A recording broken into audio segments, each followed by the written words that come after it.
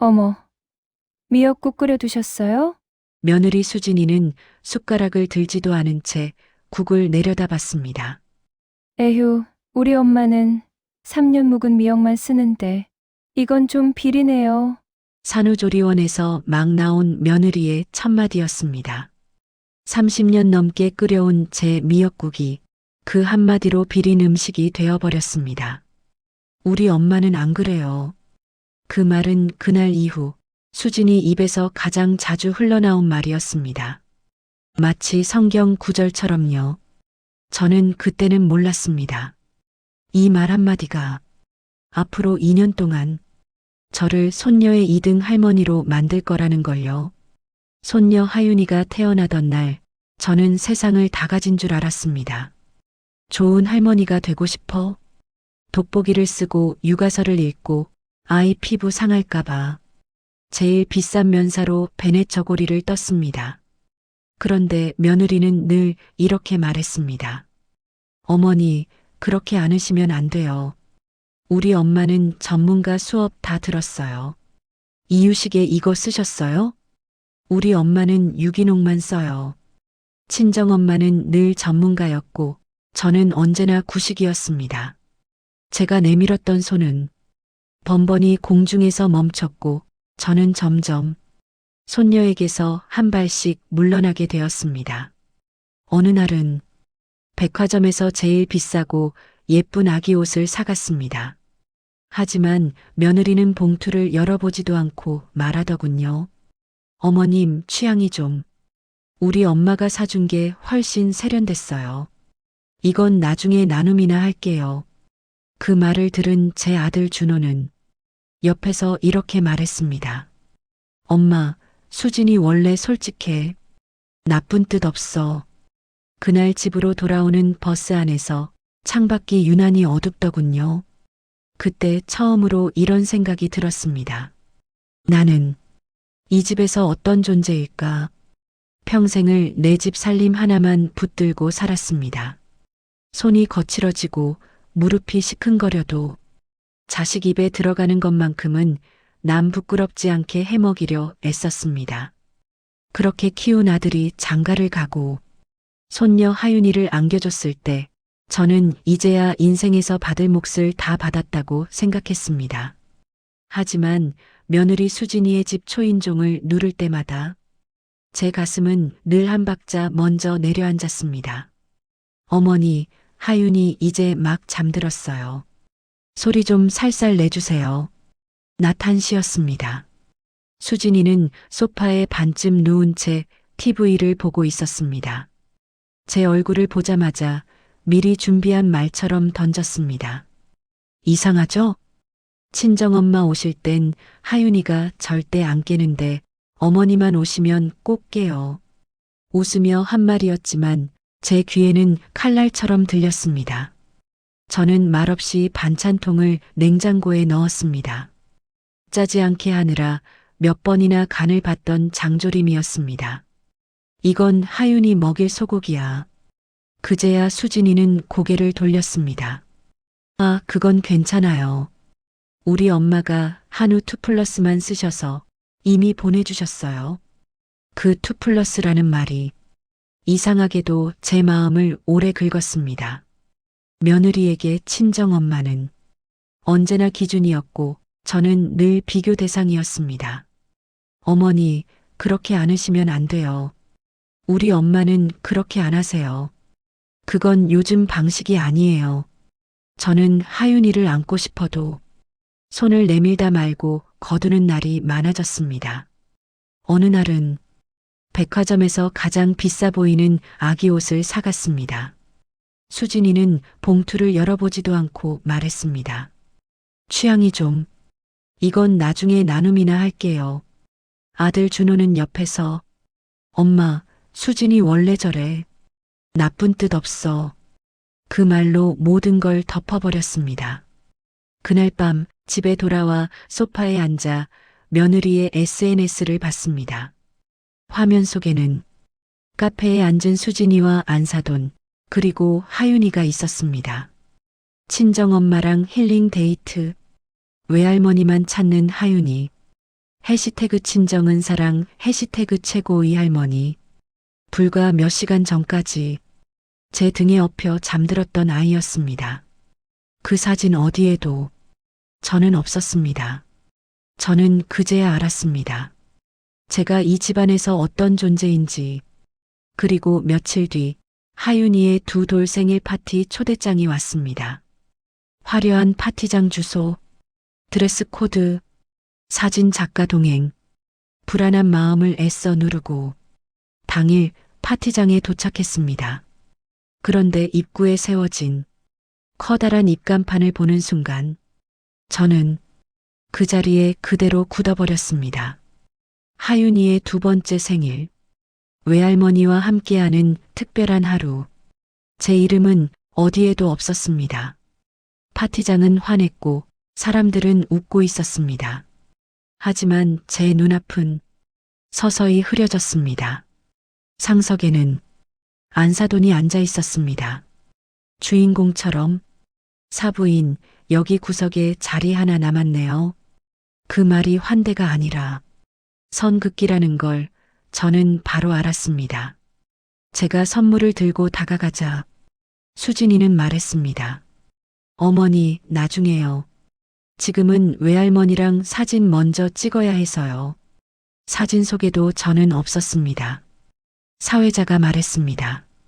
하윤이가 가장 사랑하는 할머니, 앞으로 나와주세요. 사람들의 박수 속에서 안사돈이 하윤이의 손을 잡고 나갔습니다. 그 순간 제 손에 들린 선물 상자가 유난히 무겁게 느껴졌습니다. 동생 은혜가 제 팔을 붙잡았습니다. 언니, 이건 너무하다.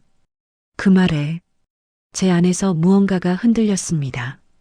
사진 촬영이 다시 시작될 때 저는 한 발짝 다가갔습니다. 나도 하윤이 할머니야. 같이 한 장 찍자. 공기가 멎었습니다. 수진이는 입으로만 웃으며 말했습니다. 어머니, 지금 흐름 끊기잖아요. 이 컷은 친정 식구들 컨셉이에요. 그 말에 30년을 참고 산 제 인생이 한꺼번에 밀려 올라왔습니다. 왜 나만 유령이야? 왜 내 사랑만 없는 취급이야? 제 목소리는 제가 생각한 것보다 훨씬 컸습니다. 수진이는 얼굴을 찌푸리며 말했습니다. 어머니, 교양업계 왜 이러세요? 파티장은 숨을 죽인 듯 고요했습니다. 샹들리의 불빛이 제 눈물 위에서 일그러졌습니다. 바닥에 쓰러진 꽃바구니에서 장미잎이 흩어져 있었고 그 모습이 꼭 제 자존심 같았습니다. 수진이는 하윤이를 안사돈 품으로 더 바짝 끌어당기며 말했습니다. 어머니, 정말 실망이에요. 아이 생일 잔치를 이렇게 망치셔야겠어요?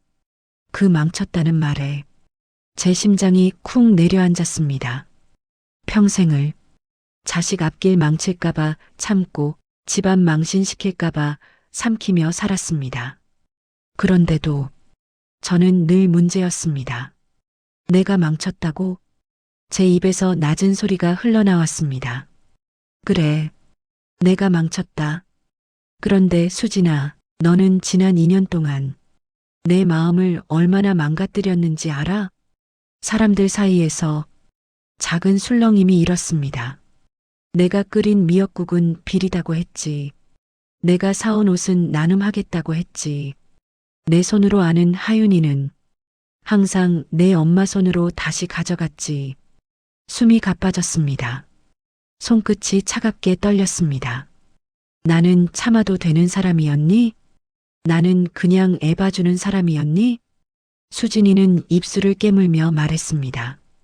어머니가 요즘 방식을 모르셔서 제가 알려드리려고 한 거잖아요. 그 순간 안사돈 명자 여사가 끼어들었습니다. 사부인, 그만 좀 하세요. 애 교육이 안 좋아요. 친정엄마가 편해서 좀 챙긴 걸 가지고 왜 이렇게 예민하세요? 그 말이 제 마지막 인내를 끊어놓았습니다. 편해서요? 제 목소리가 떨렸습니다. 내가 내 아들 키운 세월은 편하지 않았어요. 밤새 열날 때 안고 울던 밤도 학원비 걱정하던 날도 전부 내가 버틴 거예요. 그때였습니다. 인파 사이로 아들 준호가 걸어왔습니다. 그 아이 얼굴은 제가 한 번도 본 적 없을 만큼 굳어 있었습니다. 수진아, 준호의 목소리는 낮았지만 단단했습니다. 엄마 손 놓아. 수진이는 놀란 눈으로 남편을 봤습니다. 준호 씨, 지금 상황 안 보여요? 어머니가 난리 치시잖아요. 준호는 제 손을 꽉 잡았습니다. 그 손이 생각보다 따뜻했습니다. 난리? 아니야. 이건 엄마가 2년 동안 참고 참다가 처음으로 낸 소리야. 준호는 저를 한번 보고 수진이와 장모님을 똑바로 바라봤습니다. 내가 더 큰 죄인이에요. 엄마 상처 다 보고도 모른 척 했으니까. 파티장은 완전히 조용해졌습니다.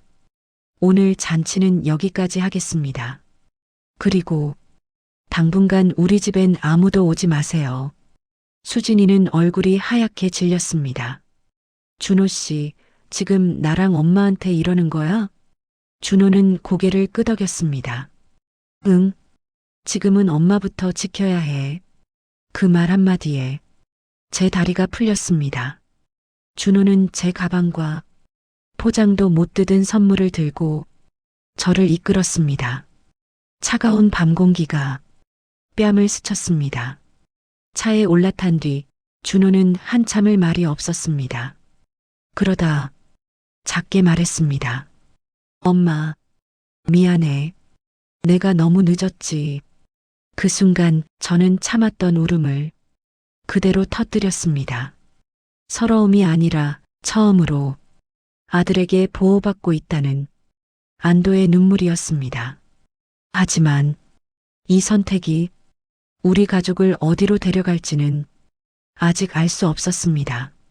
차창 밖 가로등 불빛이 길게 늘어지며 흔들렸습니다. 그리고 저는 느꼈습니다. 이 밤 이후 우리 가족은 절대 예전으로 돌아가지 못하리라는 것을.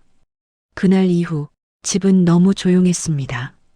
전화도 울리지 않았고 초인종도 잠잠했습니다. 15년 넘게 며느리 눈치, 사돈 눈치, 아들 눈치까지 보며 살았던 제 인생에서 처음 맞는 정적이었습니다. 처음엔 그 조용함이 무서웠습니다. 내가 너무 나갔나, 아들 가정을 망친 건 아닐까? 밤마다 스스로를 책망했습니다. 하지만 이상하게도 아침에 눈을 뜨면 가슴이 조금 덜 답답했습니다. 밥이 목에 걸리지 않았고 휴대폰을 들여다보며 기다리는 사람이 없다는 사실이 처음으로 편안했습니다. 며칠 뒤 낯익은 번호가 울렸습니다. 수진이었습니다. 잠시 망설이다 전화를 받았습니다. 어머니, 잠깐 뵐 수 있을까요? 그 목소리는 제가 알던 날 선 며느리의 소리가 아니었습니다. 기운 없이 꺼진 처음 듣는 음성이었습니다. 며칠 뒤 수진이는 혼자 집 앞에 섰습니다. 하윤이를 안고 있지도 않았고 친정엄마도 없었습니다. 화장기 없는 얼굴에 눈이 푹 꺼져 있더군요. 어머니, 제가 정말 잘못했어요. 그 말 한마디에 제 심장이 철렁 내려앉았습니다. 그땐 몰랐어요. 어머니가 해주시던 반찬, 하윤이 봐주시던 시간, 그게 다 당연한 줄 알았어요. 수진이는 고개를 숙인 채 눈물을 흘렸습니다. 엄마가 옆에 있으니까 다 되는 줄 알았어요.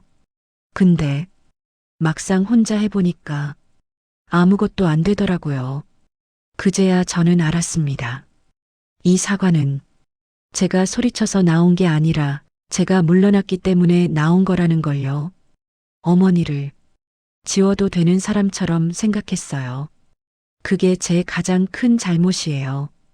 한참을 말없이 듣다가 저는 조용히 말했습니다. 수진아, 친정엄마가 좋은 거, 편한 거, 그거 잘못 아니야. 수진이가 고개를 들었습니다. 근데 나도 이 아이 할머니야. 내 남편을 키운 사람이기도 하고 그 말에 수진이는 고개를 끄덕였습니다. 알겠습니다. 앞으로는 어머니를 함부로 대하지 않겠습니다. 그날 이후 모든 게 갑자기 좋아진 건 아니었습니다. 사돈과의 관계는 여전히 서먹했고 수진이의 말투가 완전히 달라진 것도 아니었습니다. 하지만 딱 하나는 분명히 달라졌습니다. 저를 참아도 되는 사람으로 대하지 않는다는 것. 하윤이 사진 속에 이제 제 모습도 함께 있었습니다. 양가 할머니와 함께한 하루. 그 짧은 문장이 제 인생을 위로했습니다. 어느 날 하윤이가 제 손을 잡고 말했습니다. 할머니, 손 따뜻해. 그 한마디에 그동안 참아온 세월이 눈물로 풀어졌습니다. 저는 이제 압니다. 참는 게 미덕이 아니었다는 걸. 가족이라도 선을 그어야 존중이 시작된다는 걸. 그리고 내 인생을 지켜낸 사람이 결국 나 자신이었다는 걸요. 여러분, 혹시 지금도 어른이니까, 시어머니니까, 참아야 하니까 속으로만 삼키고 계신가요? 저는 너무 늦게 알았습니다. 하지만 말하고 나서야 비로소 숨을 쉴 수 있었습니다. 오늘 제 이야기가 누군가에게 용기가 되었으면 합니다. 여러분이라면 그 자리에서 어떤 선택을 하셨을까요? 댓글로 여러분의 이야기를 들려주세요. 이 채널은 참아온 분들의 편입니다. 시청해주셔서 진심으로 감사합니다.